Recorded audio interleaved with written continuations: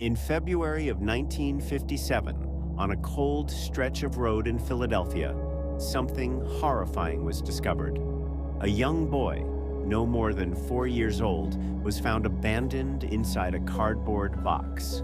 He had no name, no missing person report, no one searching for him. Police would later call him the boy in the box. More than 60 years later, his true story remains one of the most haunting, unsolved mysteries in American history.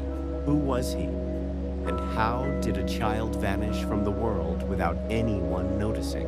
When police arrived, they expected something simple: a missing child report, a runaway, a family looking for answers. But none of that existed. The boy's fingerprints led nowhere. His face matched no records. His clothes had no labels. It was as if this child had never existed at all. Investigators quickly realized something terrifying. Whoever left the boy in that box didn't just want him gone, they wanted him erased. Detectives began reconstructing the boy's final hours, and that's when the evidence stopped making sense. Marks on his body told a story no report could explain. Not an accident, not exposure.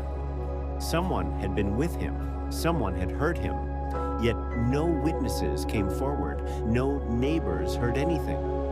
Whoever did this knew exactly what they were doing, and more disturbing, they were calm enough to walk away unnoticed.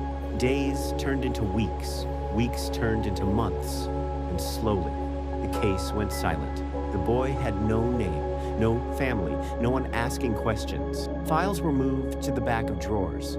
Leads dried up. But while the city moved on, someone out there didn't forget, and they didn't stop. Then it happened again.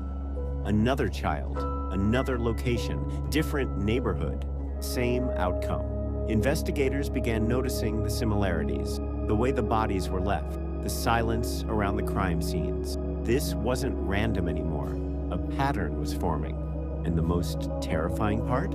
Whoever was doing this was learning and getting more confident. For years, whoever was responsible stayed invisible. No witnesses, no names, no arrests, but no one stays perfect forever. One small mistake, one moment of carelessness finally gave investigators something real, a description, a vehicle, a thread they could pull. And once they did, the truth began to surface.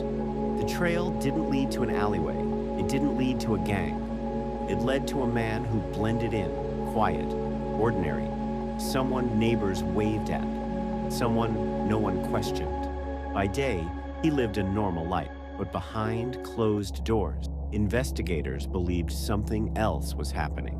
And the closer they looked, the darker the picture became. Investigators didn't rush in. They watched. They followed routines. They tracked movements. Every detail was measured. Every step documented. What started as suspicion slowly became certainty. This wasn't just a person of interest anymore. This was someone hiding something terrible. And police were running out of time. The moment officers stepped inside, the air felt wrong. The house was quiet, too quiet.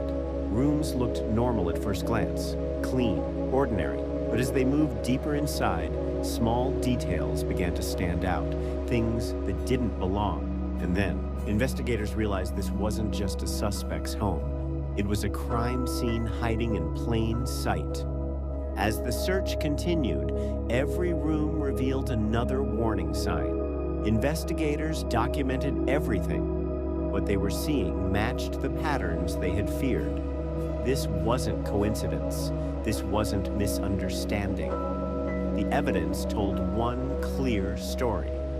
The person who lived here was responsible. By the time officers stepped back outside, there was no longer any doubt.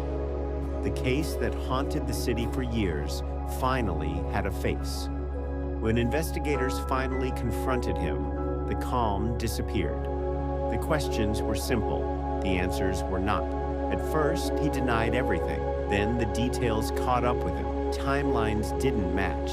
Statements changed. Silence filled the room. And in that silence, the mask he'd worn for years slowly began to fall. The arrest ended the crime, but it didn't end the damage. Families were left with questions that would never fully be answered. A city was forced to confront how something so dark had gone unnoticed for so long. The case became a warning, not about monsters hiding in shadows, but about how easily evil can hide in plain sight.